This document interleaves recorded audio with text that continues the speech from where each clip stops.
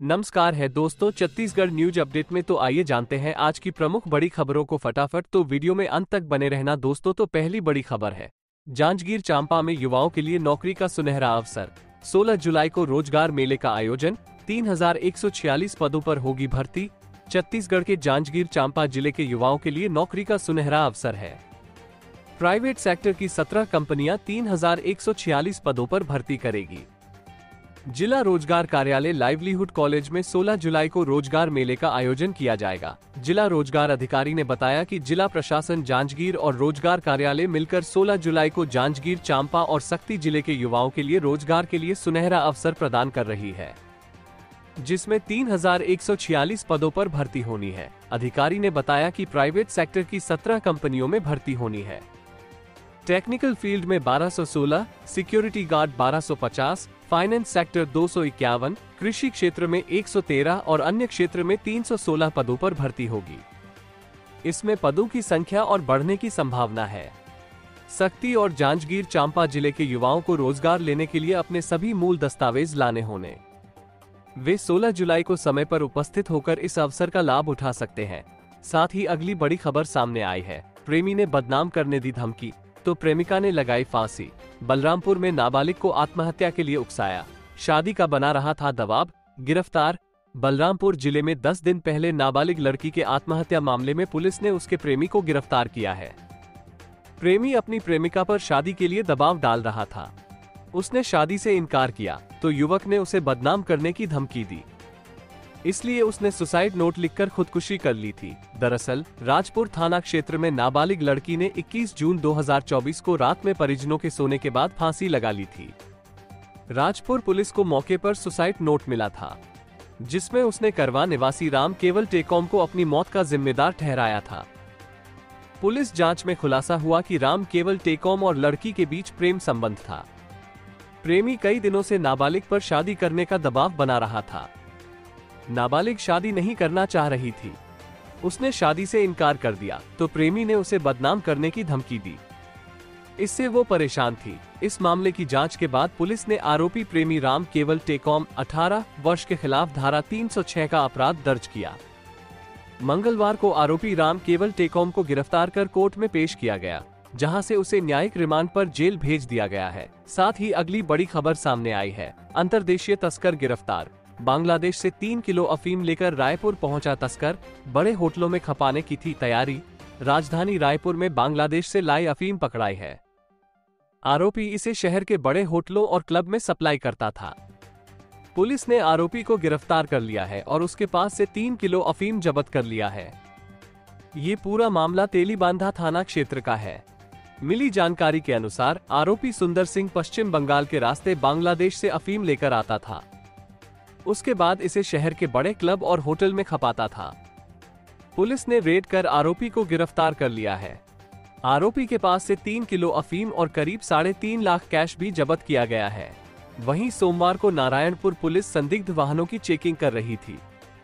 Checking के दौरान दोपहर 2 बजे एक सफेद रंग की मारुति सुजुकी सिलेरियो वाहन चेकपोस्ट पर पहुंची। जब पुलिस ने वाहन की डिग्गी चेक की तो उनके होश उड़ गए। उन्होंने देखा कि लाई और चिप्स की बोरियों के बीच 30 पैकेट गांजा लेकर जा रहे थे, जिसकी कीमत 6 लाख रुपए बताई जा रही है।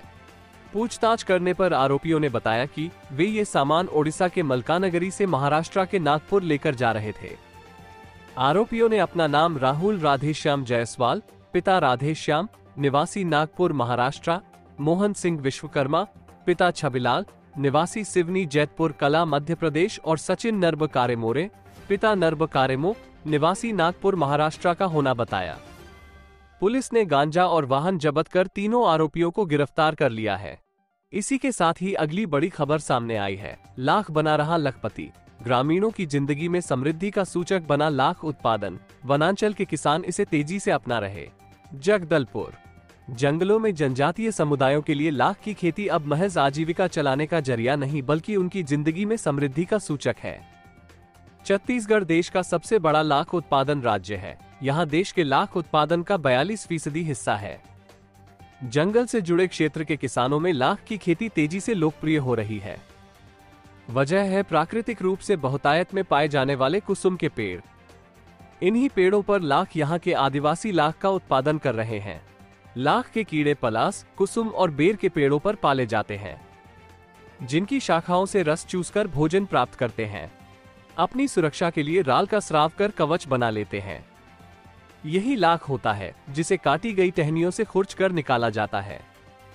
लाख का इस्तेमाल मुख्यतः श्रृंगार की वस्तुओं, सील, चपड़ा, विद्युत कुचालक, वार्निश, फलों एवं दवा पर कोटिंग, पॉलिश, सजावट की वस्तुएं तैयार करने में किया जाता है।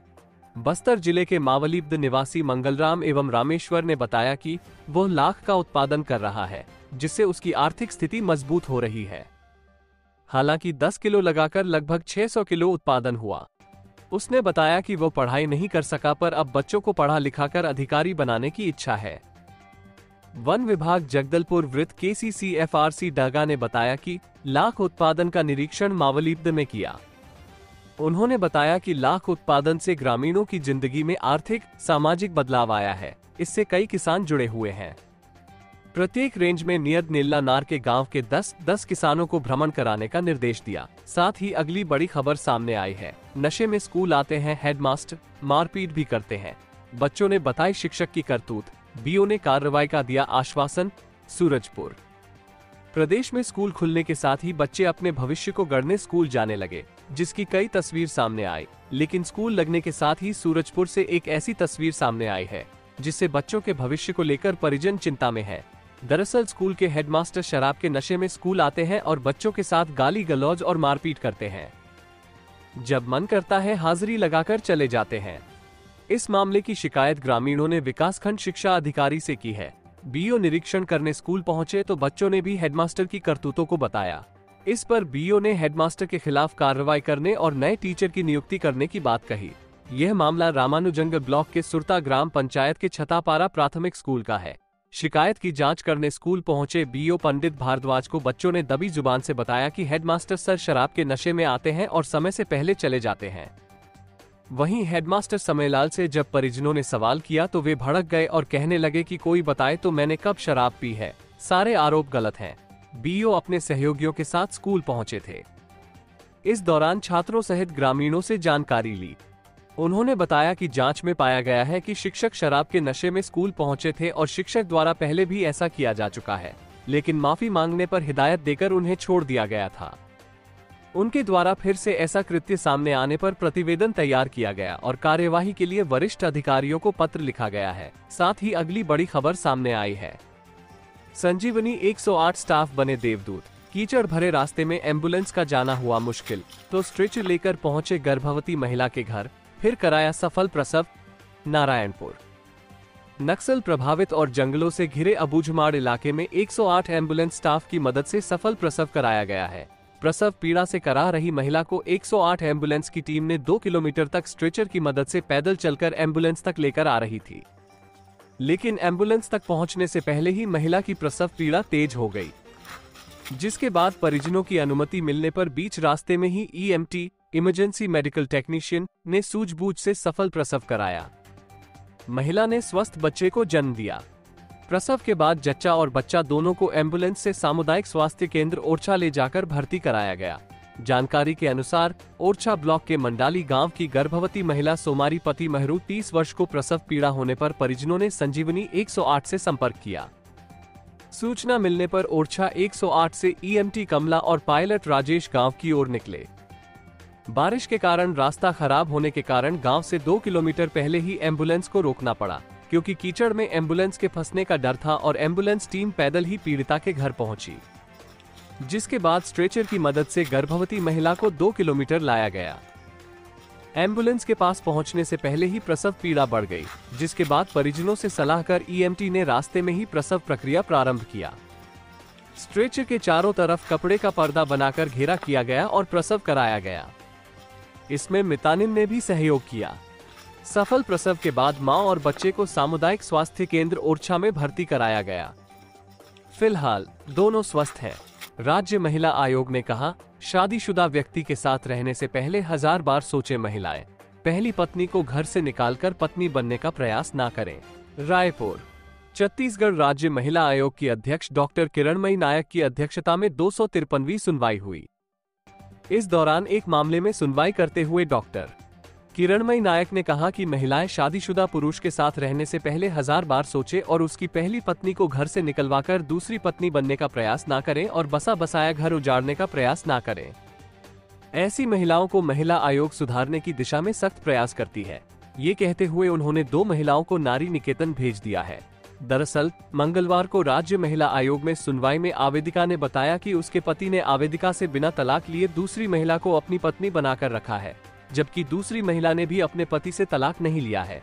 वर्तमान में दूसरी महिला के पास अपने रहने के लिए सुरक्षित स्थान नहीं था, इसलिए उसे नारी निकेतन सुरक्षा की दृष्टि से भेजा गया। दूसरी महिला के पति या उसके परिवार वालों के द्वारा आवेदन या शपथ पत्र दिए जाने पर ही उसे नारी निकेतन से वापस भेजा जा सकेगा। अनावेदक को समझाइश दिया गया कि वह आवेदिका से अपना व्यवहार सही रखे। अगर आवेदिका को कोई परेशानी हो तो वो पुलिस थाना में FIR दर्ज करा सकेगी। साथ ही अगली बड़ी खबर सामने आई है। मां ने बेटी को कुएं में फेंककर मार डाला। बोली लड़की होने पर ससुराल वाले ताना मारते थे। 24 दिन की थी बच्ची। छत्तीसगढ़ के बिलासपुर जिले में 24 दिन की दुधमुही बच्ची को मां ने कुएं में फेंककर मार डाला। आरोपी महिला ने पुलिस से कहा कि ससुराल वाले बेटी होने पर ताना मारने लगे थे। उसका मान सम्मान कम होने लगा था, जिसके चलते उसने मासूम बेटी को कुएं में फेंक दी और उसके गायब होने की कहानी रची थी। हसीन गोयल के मुताबिक रविवार रात नवजात को लेकर कमरे में सो रही थी। घर का दरवाजा अंदर से बंद था। अचानक रात करीब 2 बजे नींद खुली और दूध पिलाने के लिए बच्ची को देखी तो वो गायब मिली। फिर उसने घटना की जानकारी परिजन और पुलिस को दी। बता दें कि मस्तूरी थाना क्षेत्र में 2 दिन से गायब बच्ची की कुएं में लाश मिली थी। किरारी निवासी करण गोयल पेशे से किसान था। उसकी पत्नी हसीन गोयल ने 24 दिन पहले बच्ची को जन्म दिया था। मासूम बच्ची को कुएं में डाल दी उसकी मां।